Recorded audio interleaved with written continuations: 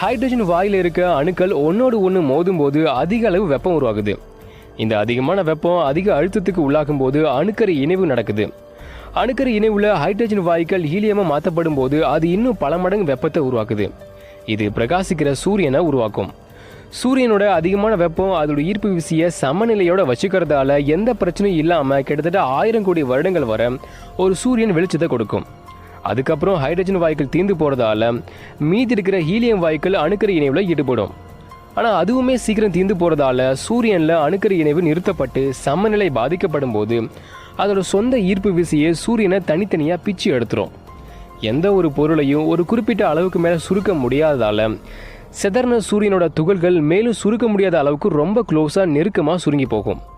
இப்படி இறந்து போன சூரியன்களோட துகள்கள் மேலும் சுருக்க முடியாத அளவுக்கு சுருங்கி போய் கண்ணுக்கு தெரியாமல் மறைஞ்சி போய் இருக்கிறது தான் பிளாக் ஹோல்ஸ்னு அழைக்கப்படுது.